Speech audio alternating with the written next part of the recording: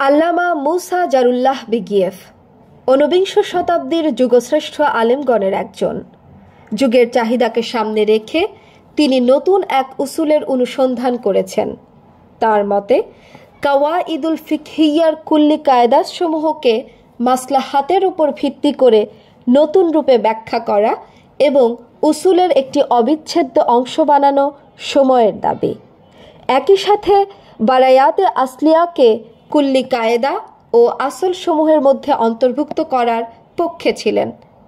সেই সাথে বুরহানি দলিল, কসমোলজিক দলিল, ইতিহাসের সাক্ষ্য এবং সমাজের দাবির মতো আকলি দলিলসমূহকে শরীয়তের দলিলের মধ্যে সংযুক্ত করার জন্য প্রস্তাবনা দিয়েছেন। মুসা জারুল্লাহ বিগিয়েফ 1875 সালে তাতারিস্তানের রাজধানী খাজানের নিকটবর্তী রুস্তভ শহরে জন্মগ্রহণ করেন। তার পিতা একজন আলেম। তিনি তার প্রাথমিক শিক্ষা খাজানে লাভ করেন। পরবর্তীতে তিনি বুখারার মাদ্রাসায় গিয়ে ক্লাসিক ধারার জ্ঞান অর্জন করেন। বিশ্ববিদ্যালয়ে উচ্চশিক্ষা অর্জনের জন্য তিনি ইস্তাম্বুলে যান। সেখানে কয়েক মাস অবস্থান করে পরবর্তীতে মিশরে চলে যান এবং সেখানে গিয়ে আল আজহারে ভর্তি হন। আজহারে কিছুদিন পড়ার পর এখানে থেকে আলেম হওয়া সম্ভব নয়, এই কথা বলে তিনি আজহার ত্যাগ করেন। আজহারের প্রাতিষ্ঠানিক শিক্ষা ত্যাগ করলেও মিশরে অবস্থান করেন এবং সেখানে বিখ্যাত আলেমগণের নিকট থেকে বিশেষভাবে দার্স নিতে থাকেন। এরপর তিনি মিশর থেকে হিজাজে যান এবং সেখান থেকে শাম ও ভারত সফর করেন। প্রায় 15 বছর ধরে জ্ঞান অর্জনের এই সফর শেষ করে দেশে ফিরে যান। 1917 সালে বলশেভিক বিপ্লবের পর কমিউনিজমের বিরুদ্ধে আজবুকা ইসলামিকা অর্থাৎ ইসলামের আলিফ বা গ্রন্থ রচনার অপরাধে তাকে গ্রেফতার করে জেলে বন্দি করে রাখা হয়। পরবর্তীতে তিনি জেল থেকে পালিয়ে চীনে চলে যান এবং সেখানেও তিনি স্থায়ীভাবে থাকতে পারেননি। পরবর্তীতে বাধ্য হয়ে তাকে আফগানিস্তানে চলে যেতে হয়। আফগানিস্তানের তৎকালীন বাদশাহ আমানুল্লাহ তাকে মাদ্রাসায় দার্স নেওয়ার সুযোগ দিলেও তিনি কিছুকাল আফগানিস্তানে অবস্থান করার পর ভারতে চলে যান। ভারতে গেলে রাশিয়ান গুপ্তচর সন্দেহে ইংরেজরা তাকে গ্রেফতার করে এবং পাকিস্তানের পেশোয়ারে জেলবন্দি অবস্থায় 1.5 বছর রাখে। জেলে থাকা অবস্থায় তিনি কিতাবুস সুন্নাহ, ফিকহুল কোরআন, সরফুল কোরআন ও নাহউল কোরআনের মতো গুরুত্বপূর্ণ কিছু গ্রন্থ রচনা করেন। পেশোয়ারের জেল থেকে মুক্তি পেয়ে তিনি তুরস্কে যান। সেখানে তিনি মুস্তাফা কামাল আতাতুর্কের সাথে সাক্ষাৎ করেন এবং নবপ্রতিষ্ঠিত তুর্কি প্রজাতন্ত্রের সংবিধান প্রণয়নে অংশগ্রহণ করার অভিপ্রায় ব্যক্ত করেন।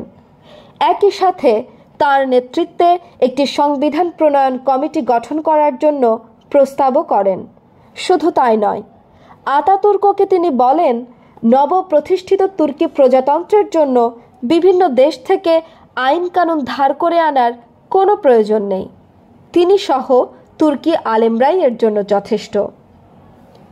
পরবর্তীতে তিনি তুরস্কের দ্বিতীয় রাষ্ট্রপতি ইসমেত ইন্নুর সাথেও সাক্ষাৎ করেন। তার সাথে সাক্ষাৎ করে তুরস্কের কোনিয়া ও বুরসা শহরে মাদ্রাসা প্রতিষ্ঠার জন্য অনুমতি চান। তার এই সকল প্রস্তাবের কোনোটিই তারা গ্রহণ করেননি। তুরস্কের রাষ্ট্রপ্রধানদের এমন আচরণে হতাশ হয়ে তিনি ইরাক ও ইরান সফর করেন এবং সেখানে শিয়া ও সুন্নিদের মধ্যকার ইখতিলাফ সমূহকে দূর করার কাজে অংশগ্রহণ করেন। মুসা জারুল্লাহর জীবনের শেষ ভাগে এমনভাবেই নির্বাসন ও সফরের মধ্য দিয়ে কাটে। তিনি যেখানেই যেতেন সেখানেই শিক্ষা কার্যক্রমে অংশগ্রহণ করার কারণে অসংখ্য শিক্ষার্থী তৈরি করতে সক্ষম হন। তিনি তার বন্ধু আব্দুর রশিদ ইব্রাহিমের সাথে জাপান যান এবং সেখানেও তিনি ইসলামের প্রচার ও প্রসারের কাজে অংশগ্রহণ করেন। কোরআনের সেমেন্টিক কাজের জন্য বিশ্বজুড়ে খ্যাতি অর্জনকারী জাপানের ওরিয়েন্টালিস্ট তোশিহিকো ইজুতোসু ছিলেন তার ছাত্র। মূলত মুসা জারুল্লাহ বিগিয়েফ জাপানে অবস্থানকালেই তোশুহিকো ইজুতোসু তার নিকট থেকে ইসলাম সম্পর্কে ধারণা লাভ করেন। মুসা জারুল্লাহ বেগিয়েভ 90টির মতো গুরুত্বপূর্ণ গ্রন্থ রচনা করেন। তিনি প্রধানত আরবি, রাশিয়ান ও তুর্কি ভাষায় তার গ্রন্থসমূহ লিখেছেন। তার অন্যতম একটি কাজ হল ইমাম শাতিবির অনন্য সৃষ্টি আল মুআফাকাতকে তাহকিক করে খাজানে প্রকাশ করা। তিনি এমন সময়ে এই কাজ করেন যে সময় মুসলিম উম্মাহর বেশিরভাগ আলেমই ইমাম শাতিবি সম্পর্কে জানতেন না। মুআফাকাতকে পরিচিত করার লক্ষ্যে তিনি আর রিসালা আলা উসুলু মুআফাকাত নামক একটি স্বতন্ত্র রিসালাও রচনা করেন। পরবর্তীতে তিনি এই রিসালাটি সংক্ষেপ করে তার তাহকিককৃত মুআফাকাতের ভূমিকা হিসেবে গ্রহণ করেন। মুসা জারুল্লাহর এই কাজ উসুল শাস্ত্রের ক্ষেত্রে, বিশেষভাবে মাকাসিদের ক্ষেত্রে ঐতিহাসিক একটি কাজ হিসেবে পরিগণিত হয়ে আসছে। ফিকহের ক্ষেত্রে নতুন উসুলের অনুসন্ধান। যে সকল আলেম যুগ জিজ্ঞাসার জবাবদানের জন্য নতুন উসুলের সন্ধানী ছিলেন, তাদের মতো মুসা জারুল্লাহ বিগিয়েফও ক্লাসিক উসুলের কিছু কিছু বিষয়ে সমালোচনামূলক দৃষ্টিভঙ্গি পেশ করেছেন। উসুলে ফিকহের ব্যাপারে মুসা জারুল্লাহ যে সমালোচনা, সেটা নির্দিষ্ট কোনো গ্রন্থে নয়, বরং তিনি বিভিন্ন গ্রন্থে এ বিষয়ে আলোচনা করেছেন। যেমন মুসা জারুল্লাহ তার দীর্ঘদিনের ক্ষেত্রে রোজার বিধান নামক গ্রন্থে ইস্তিহাদ, তাকলিদ ও কিয়াসের মতো উসুলে ফিকহের বিভিন্ন বিষয়ে গুরুত্বপূর্ণ মতামত ও পর্যালোচনা তুলে ধরেছেন। এছাড়াও জনগণের দৃষ্টিতে বিভিন্ন বিষয়, আদাবিয়াতি আরাবিয়া ও উলুমি ইসলামিয়া নামক গ্রন্থসমূহে উসুলের ব্যাপারে গুরুত্বপূর্ণ দৃষ্টিভঙ্গি তুলে ধরেছেন। তার মতে মানুষ যেন সত্যিকারের আদালত পায়, এই জন্য উসুলে ফিকহকে এমন অবস্থায় উপনীত করতে হবে যেন এর উপর ভিত্তি করে শক্তিশালী একটি আইন ব্যবস্থা প্রণয়ন করা সম্ভব হয়। এটা সকলেরই জানা যে উসুলে ফিকহে ইবাদতের হুকুমসমূহ অনেক শক্তিশালী ভিত্তির ওপর দাঁড় করানো হয়েছে। তবে সাধারণ বিশেষ বিভাগসমূহের পাশাপাশি রাষ্ট্রীয় ব্যবস্থাপনার সাথে সংশ্লিষ্ট বিষয়ের মতো মুআমালাতের ক্ষেত্রে অনেক ক্ষেত্রে ঘাটতি রয়েছে। মুসা জারুল্লাহর মতে ইসলাম জীবনধারাকে অপরিবর্তনীয়, স্থির ও গতিহীন মনে করে না, বরং ইসলাম মানুষের জীবনধারাকে প্রাণবন্ত, ডায়নামিক ও গতিশীলভাবে দেখে। উসুল শুধুমাত্র আসল ও ফুরু এর মধ্যকার সম্পর্ক সৃষ্টিকারী একটি বিষয়ই নয়, উসুল একই সাথে স্থায়ী ও পরিবর্তনের মধ্যেও সম্পর্ক স্থাপনকারী একটি বিষয়ের নাম। মুসা জারুল্লাহ তার নতুন উসুলকে মাসলাহাতের ওপর ভিত্তি করে বিনির্মাণ করেছেন। উসুলে ফিকহের মধ্যে থেকে বারায়াতে আসলিয়াকে কুল্লি কায়েদার মধ্যে, এমনকি কুল্লি আসল সমূহের মধ্যেও যুক্ত করার কথা বলেছেন। কুল্লি কায়েদা সমূহকে তিনি উসুলের অবিচ্ছেদ্য অংশ হিসেবে বিবেচনা করেছেন। তিনি মনে করেন নাকলকে মূল ভিত্তি হিসেবে গ্রহণকারী আদিল্লায়ে শরিয়াকে আকলি দলিলের নিরিখে নতুন করে ব্যাখ্যা করা প্রয়োজন। শুধু তাই নয়, আদিল্লায়ে শরিয়ার মধ্যে তিনি বুরহানি হুজ্জত, কসমোলজিক দলিল, ইতিহাসের সাক্ষ্য এবং মানুষের চাহিদার মতো নতুন আকলি দলিলসমূহকে যুক্ত করার প্রস্তাব দিয়েছেন। শরঈ হুকুমকে তিনি আহকামি ইবতিদিয়া এবং আহকামি বিফাকিয়া নামে দুভাগে বিভক্ত করেছেন। তিনি মনে করেন ইসলামী জ্ঞানের পুনর্জাগরণ উসুলে ফিকহের পুনর্জাগরণের সাথে সম্পর্কিত, অর্থাৎ উসুলে ফিকহের পুনর্জাগরণ ছাড়া ইসলামিক জ্ঞানের পুনর্জাগরণ সম্ভব নয়। বারাআতি আসলিয়া। মুসা জারুল্লাহর মতে প্রথমত বারাআতি আসলিয়াকে কুল্লি আসল হিসেবে উসুলে ফিকহের মধ্যে স্থাপন করতে হবে, কেননা বারাআতে আসলিয়া হল মানুষের অস্তিত্ব ও স্বাধীনতা সম্পর্কিত বিষয়সমূহের কুল্লি নস অর্থাৎ জুজি তথা বিশেষ নসসমূহ আমাদেরকে যে মূল উদ্দেশ্যের দিকে ধাবিত করে সে সকল সার্বজনীন উদ্দেশ্য। কেননা এই পন্থার মাধ্যমে ইসলাম মানুষকে যে মৌলিক অধিকার ও স্বাধীনতা দিয়েছে সে সার্বজনীন ও সামগ্রিক উদ্দেশ্যকে বাস্তবায়নের জন্য সহায়ক এমন একটি উসুলে ফিকহ বিনির্মাণ করা সম্ভব হবে। আমাদের প্রাচীন ফিকহের মধ্যে আমরা এই ইঙ্গিত পাই। মানুষ হওয়ার কারণে মানুষের সম্মান ও মর্যাদা, এই শিরোনামে আমাদের একটি ফিকহি মূলনীতি রয়েছে। কেননা মানুষ ইসলামের দৃষ্টিতে গুনাহগার হিসেবে জন্মগ্রহণ করেনি, যেমনটা খ্রিস্টান ধর্মতত্ত্বে মনে করা হয়। ইসলামের দৃষ্টিতে মানুষ জন্মগতভাবে মাসুম তথা নিষ্পাপ। তার মতে উসুলের প্রথম অর্থ হল দলিল সমূহ, আর দ্বিতীয় অর্থ হল কুল্লি কায়দা সমূহ। এক নাম হল আদিল্লাহ শরিয়া আর অপর নাম হল কাওয়াইদি ফিকহিয়া। কুল্লি নসের উপর ভিত্তি করে তৈরি হওয়া কুল্লি কায়দা সমূহ হল ফিকহের রুহ। এই কারণে একে উসুলের একটি অবিচ্ছেদ্য অংশ হিসেবে বিবেচনা করতে হবে। মূলত ইসলামের সাথে অন্য দিনসমূহের মধ্যকার মৌলিক পার্থক্য হল মানুষের অধিকার ও চিন্তার স্বাধীনতার মতো বিষয়সমূহের ক্ষেত্রে। যে বিষয়টি দ্বীনে মুবিন ইসলামকে অন্য সকল মতাদর্শ ও ধর্মের তুলনায় অনন্য করে তুলেছে তা হল মানুষের অধিকার ও স্বাধীনতা।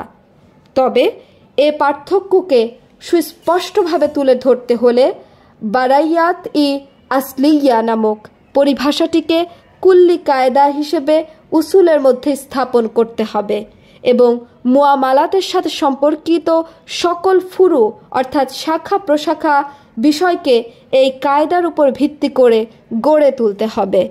নসকে কুল্লি ও জুজি হিসেবে শ্রেণীবিন্যাস।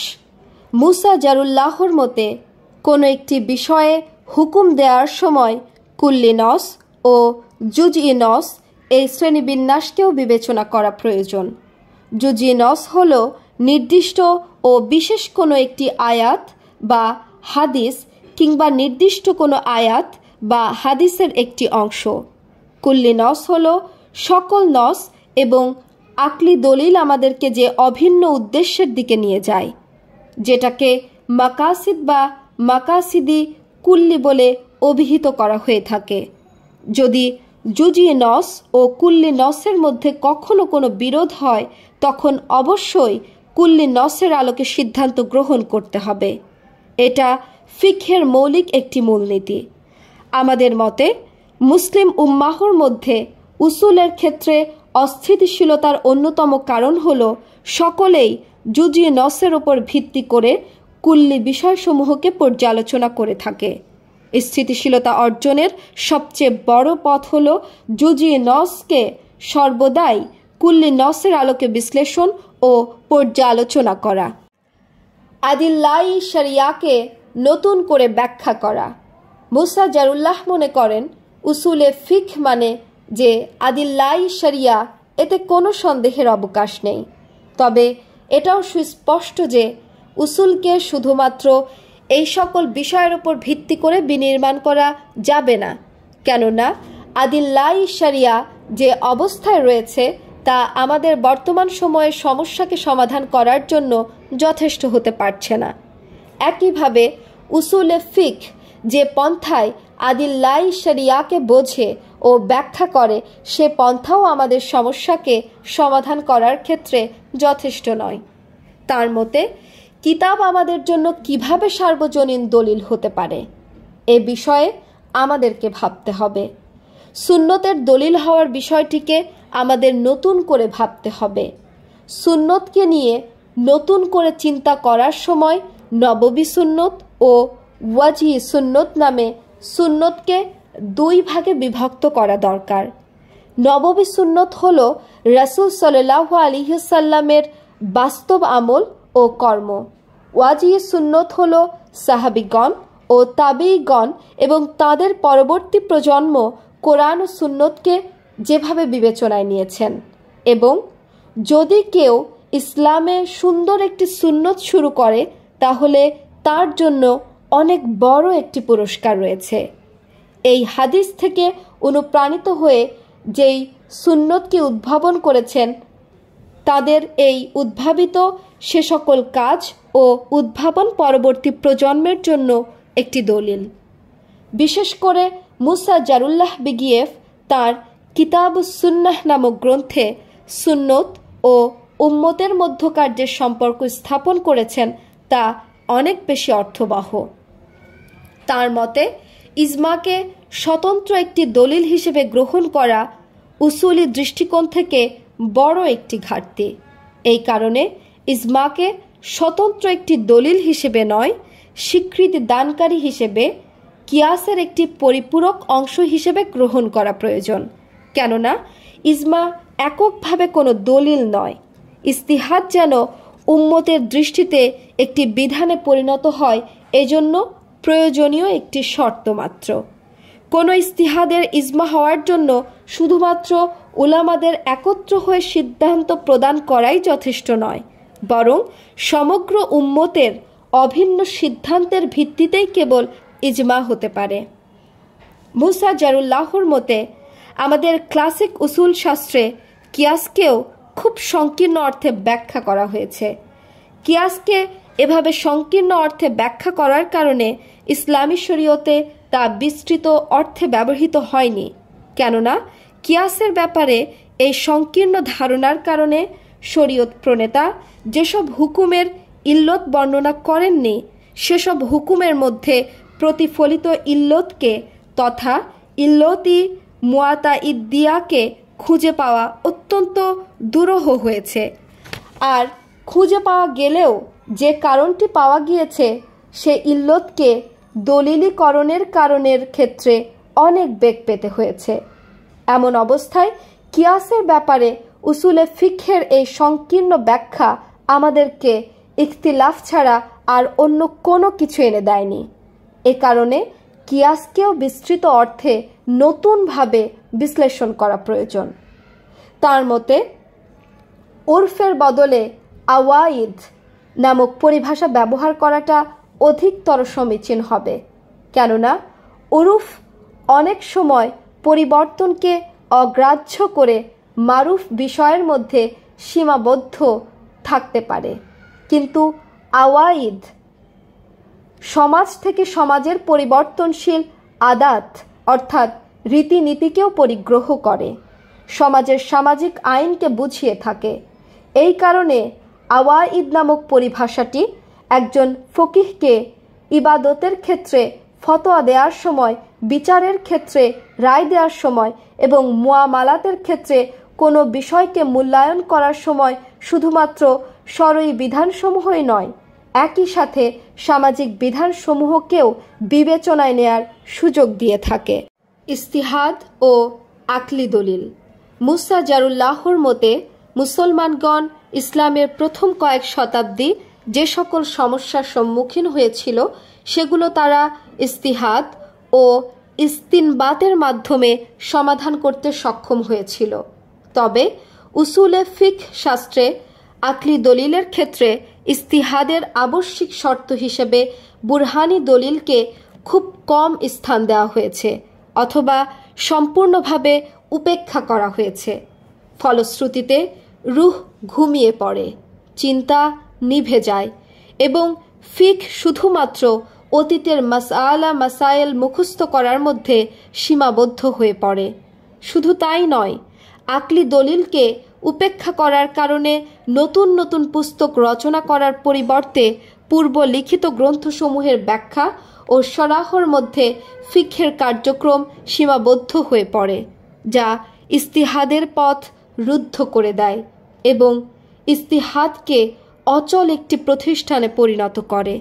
অথচ ইস্তিহাদের মূল বিষয় হল ধারাবাহিকতা ও পরিবর্তনের মধ্যে সম্পর্ক রক্ষা করে নবোদ্ভূত সমস্যার সমাধান খুঁজে বের করা। ইস্তিহাদের দরজা বন্ধ হয়ে যাওয়াটা মুসলিম উম্মাহর জন্য একটি বড় বিপদ ডেকে নিয়ে আসে, যা ফিকহকেও অকার্যকর করে দেয়।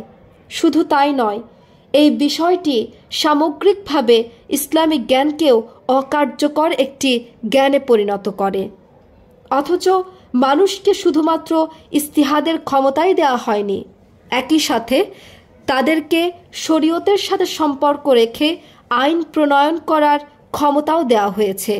অনুরূপভাবে মানুষের ওপর যে খেলাফতের দায়িত্ব, সেটা শুধুমাত্র প্রকৃতির উপর নয়, একই সাথে শরঈ দৃষ্টিকোণ থেকেও তাদেরকে খেলাফতের দায়িত্ব দেওয়া হয়েছে।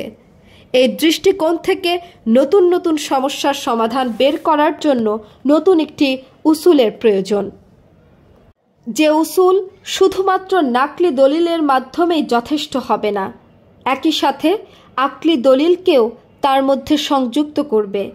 বর্তমান সময়ে আদিল্লাহ শরিয়াকে নতুন নতুন আকলি দলিলের মাধ্যমে বাস্তবায়ন করা সময়ের দাবি। আকলি দলিল শুধুমাত্র কালামবিদগণের জন্যই নির্দিষ্ট নয়, ফকিহগণও এ সকল দলিলকে ব্যবহার করতে বাধ্য। কেননা যখন কোনো নস থেকে হুকুম নির্গত করবে, তখন শুধুমাত্র নাকলি দলিলই যথেষ্ট নয়, একই সাথে আকলি দলিলেরও প্রয়োজন রয়েছে। তার মতে আদিল্লাহ শরিয়ার মধ্যে কসমোলজিক দলিলকেও সংযুক্ত করা প্রয়োজন।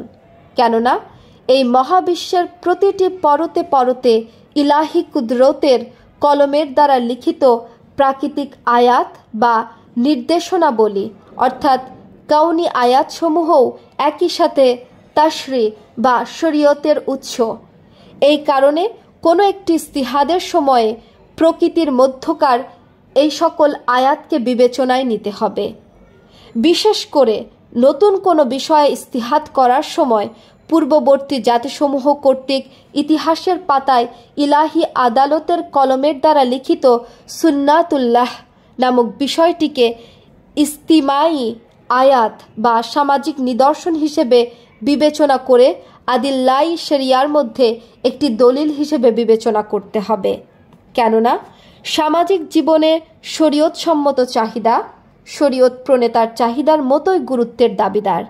ইতিহাসের সাক্ষ্য, সমাজের দাবি নিদেন পক্ষে নসের দালালতের মতোই বিবেচনাযোগ্য। মূলত ইস্তিহসান, ইস্তিসহাব উর্ফ সাদ্দে জারিয়ার মতো বিষয়সমূহকে উসুলের মধ্যে স্থান দেওয়ার অন্যতম কারণ হল সমাজের চাহিদা।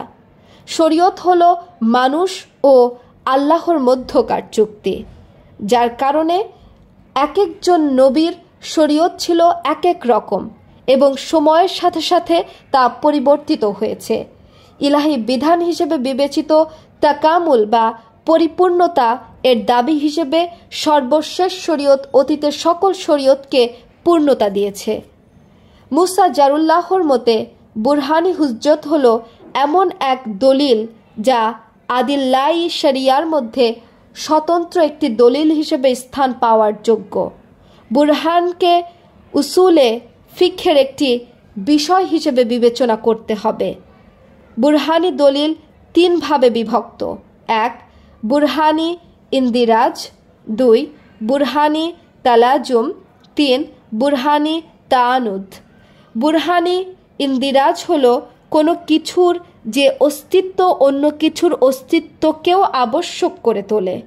বুরহানি তালাজুম হলো কোনো কিছুর যে অস্তিত্ব অন্য কিছুর অস্তিত্বকে প্রয়োজনীয় করে তোলে। বুরহানি তানুদ হলো কোনো কিছুর যে অস্তিত্ব অন্য অস্তিত্বের নিশ্চিহ্নতাকে আবশ্যক করে তোলে।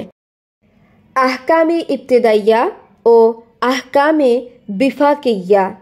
মুসা জারুল্লাহর মতে মাসলাহাতকে শরীয়ত প্রণেতার উদ্দেশ্যের আলোকে নতুন করে বিশ্লেষণ করা এবং এক একটি কায়দায় রূপান্তরিত করা জরুরি। এক্ষেত্রে যে কাজ করতে হবে তা হলো আহকামে শরিয়াকে স্থায়ী ও পরিবর্তনশীল এভাবে বিভক্ত করতে হবে। অন্য কথায় আহকামে শরিয়াকে আহকামে ইবতিদাইয়া সাবিত বা স্থায়ী এবং আহকামে বিফাকিয়া পরিবর্তনশীল এই দুভাগে বিভক্ত করতে হবে। আহকামে ইবতিদাইয়া হলো সাবিত, অপরিবর্তনশীল ও বিশ্বজনীন হুকুম আহকাম। শরীয়ত প্রণেতা মানুষের ফিতরাতকে বিবেচনায় নিয়ে মানুষের আবশ্যিক প্রয়োজন, দায়িত্ব ও কর্তব্যকে সামনে রেখে যে সকল হুকুম দিয়েছেন সেই সকল হুকুম। শরীয়ত এই ব্যাপারে চূড়ান্ত সিদ্ধান্ত দিয়ে দিয়েছে। এই সকল বিষয়ের ক্ষেত্রে কোনো মানুষেরই বলার কিছু নেই এবং সংযুক্ত করারও কোনো অধিকার নেই। আহকামি বিফাকিয়া হলো যে সকল হুকুম ধারাবাহিকতার দাবি করে না, বিশ্বজনীন নয়, সময়, স্থান ও সমাজের চাহিদার আলোকে পরিবর্তিত হয়, তবে এগুলোকেই আখলাক, আদালত, হাক্কানিয়াতের সাথে সঙ্গতিপূর্ণ থেকে পরিবর্তিত হতে হবে। পরিবর্তনীয় হলেও এগুলো কখনোই মূলনীতির বিরুদ্ধে যেতে পারবে না। আহকামে বিফাকিয়া নিয়ে শরীয়ত কিছু কিছু বিষয়ে প্রাথমিক কথা বলেছে, কিন্তু শেষ কথা উম্মতের উপর ছেড়ে দিয়েছে। সামাজিক অবস্থাকে বিবেচনায় নিয়ে শরীয়তের মাকাসাদকে কিভাবে বাস্তবায়ন করবে সেটা উম্মতকে সিদ্ধান্ত নিতে বলা হয়েছে। যেমন দাস প্রথার বিষয়টি আহকামি বিফাকিয়ার অন্তর্গত। শরীয়ত শপথ ভঙ্গের কাফফারাকে গোলাম আজাদ করার সাথে সম্পর্কিত করে দিয়েছে। গোলাম আজাদ করার ফজিলত বর্ণনা করে গোলাম আজাদের প্রতি উৎসাহিত করেছে। সবশেষে মুকাতাবার বিধান দিয়েছে। এ সকল বিষয় দ্বারা বোঝা যায় যে শরীয়ত দুনিয়া থেকে দাস প্রথাকে উচ্ছেদ করতে চায়। ইসলামের রহমতের বার্তার সবচেয়ে বড় উদ্দেশ্য হল মানুষকে সকল ধরনের গোলামি থেকে মুক্ত করা। ইসলাম সমাজ জীবন সম্পর্কে যে সকল বিধান নাজিল করেছে তার উদ্দেশ্য হল মানুষকে স্বাধীন ও সম্মানজনক একটি জীবনধারা দান করা। রাষ্ট্র প্রতিষ্ঠা ও আইন প্রণয়নের লক্ষ্যও এটা। শুধু তাই নয়, সেনাবাহিনী গঠন করার উদ্দেশ্যও এটা। মানুষের সকল অধিকারকে সংরক্ষণ করা এবং তাদের অধিকার যেন কেউ হরণ করতে না পারে এর নিশ্চয়তা প্রদান করা। কাওয়াইদি ফিকহিয়া। কাওয়াইদি ফিকহিয়া নামক পরিভাষাটি নতুন একটি উসুলের জন্য মুসা জারুল্লাহর যে অনুসন্ধান সেটার কেন্দ্রীয় পরিভাষা। তার রচিত কাওয়াইদুল ফিকহিয়া নামক গ্রন্থটি তিনি রচনা করেছেন এই কাওয়াইদের বিষয়গুলিকে শক্তিশালী একটি ভিত্তির ওপর দাঁড় করানোর জন্য। এই দৃষ্টিকোণ থেকে গ্রন্থটি খুবই গুরুত্বপূর্ণ। খাজানের নতুন একটি ইসলামী সংবিধান প্রণয়নের লক্ষ্যে নতুন একটি উসুলের প্রয়োজন ছিল।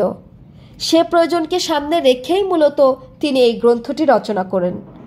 তিনি তার এই গ্রন্থে 201টি কুল্লি কায়দাকে স্থান দিয়েছেন।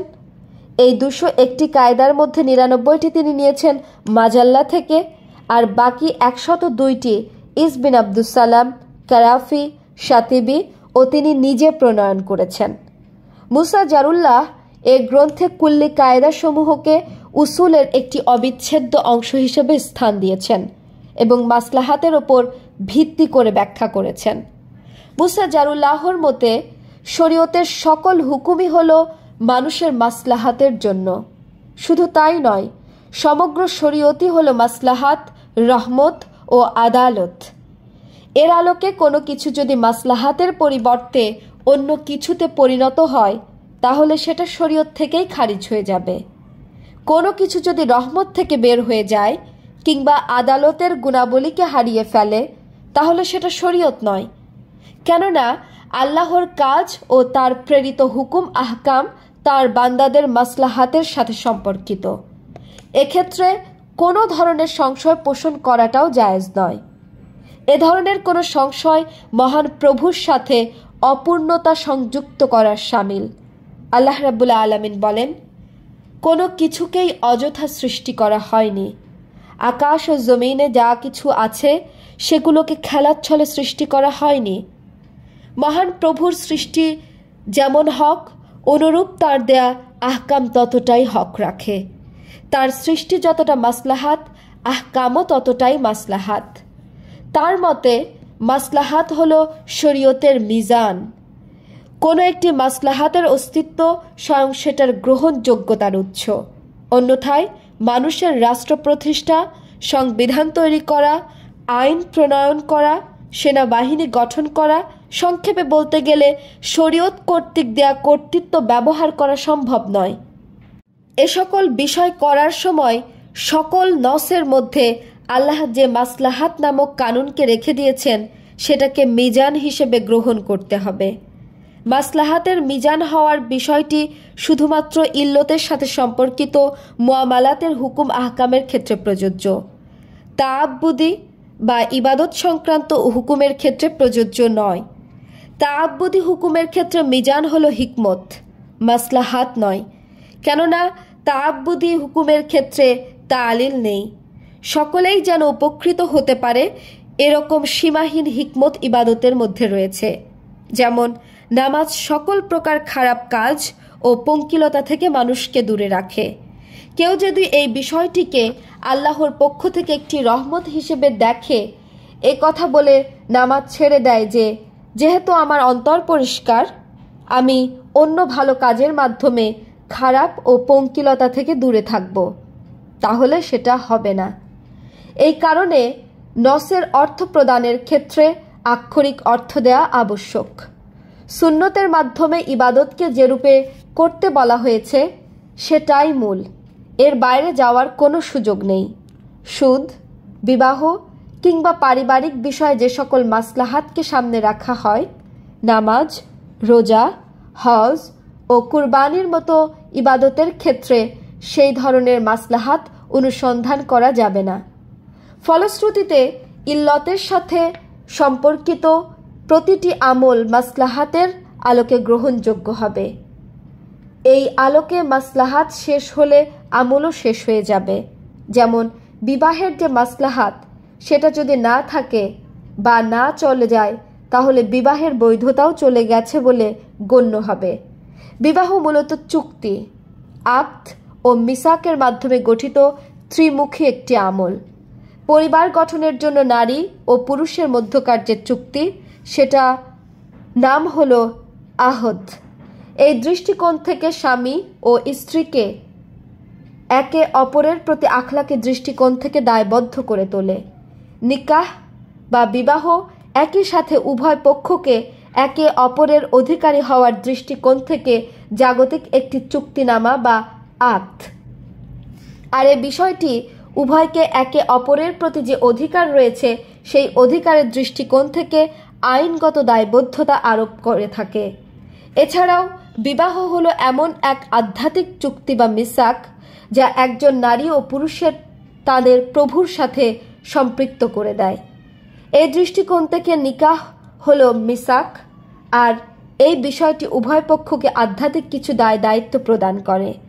মাসলাহাতের দৃষ্টিকোণ থেকে দেখলে এটাই হলো নিকাহ বা বিবাহের মূল বিষয়।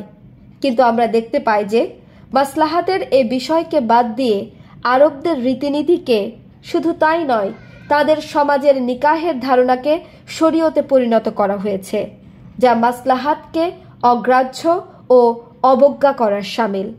আমাদের ক্লাসিক ফিকহের গ্রন্থে বিবাহের সংজ্ঞায় বলা হয়েছে যে বিবাহ হলো এমন একটি লেনদেন, চুক্তি যা পুরুষকে নারীর সতীত্বের অধিকারী করে, যা প্রকৃতপক্ষে আমাদের ফিকহি দৃষ্টিভঙ্গির সাথে মোটেই মানানসই নয়। হিল্লা বিবাহ নামক বিষয়টিও মাকাসিদ আশ-শরিয়া লঙ্ঘন করা ছাড়া আর অন্য কিছু নয়।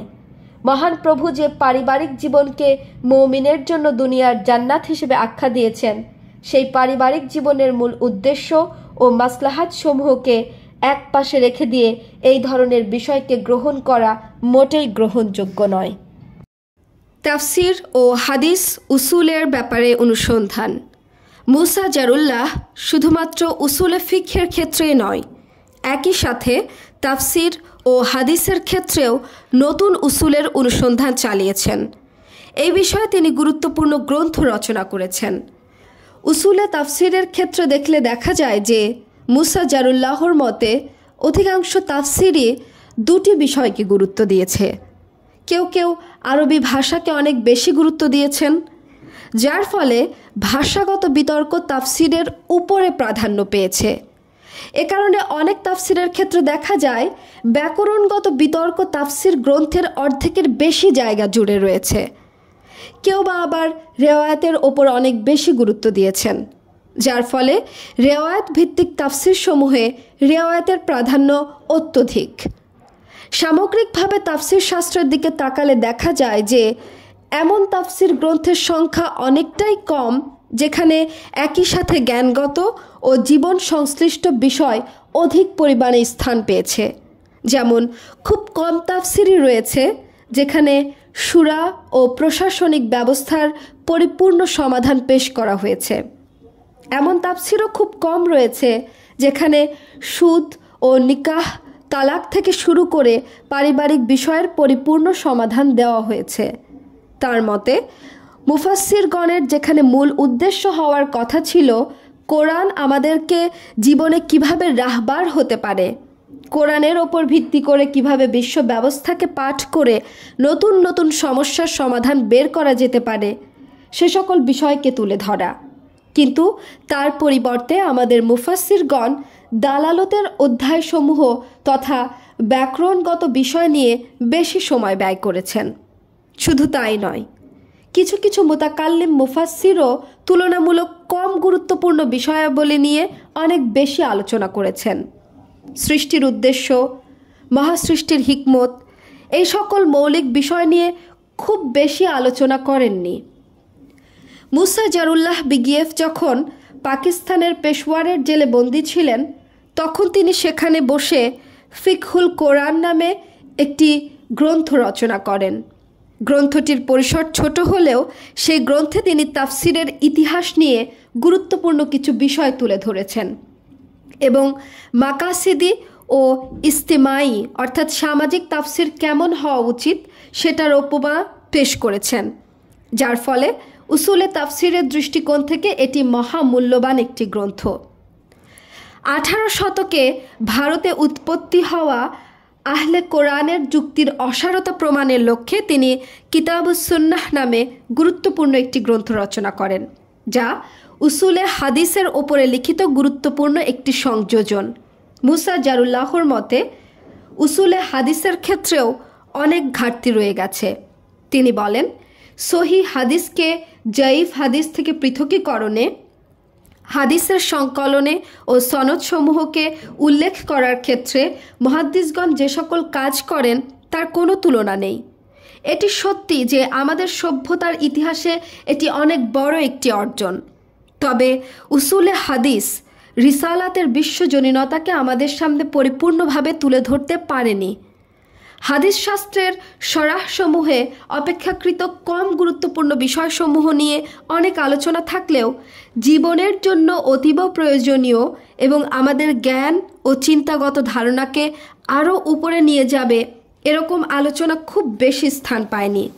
আমাদের চিন্তা ও জ্ঞানকে বিকশিত করবে, ভিন্ন একটি মাত্রায় নিয়ে যাবে এমন অনেক বিষয় রাসূল সাল্লাল্লাহু আলাইহি ওয়াসাল্লামের হাদিসসমূহের মধ্যে রয়েছে। কিন্তু আমাদের মুহাদ্দিসগণ মূল কথাকে বাদ দিয়ে অপেক্ষাকৃত কম গুরুত্বপূর্ণ বিষয়কে অনেক ক্ষেত্রে বেশি গুরুত্ব প্রদান করেছেন।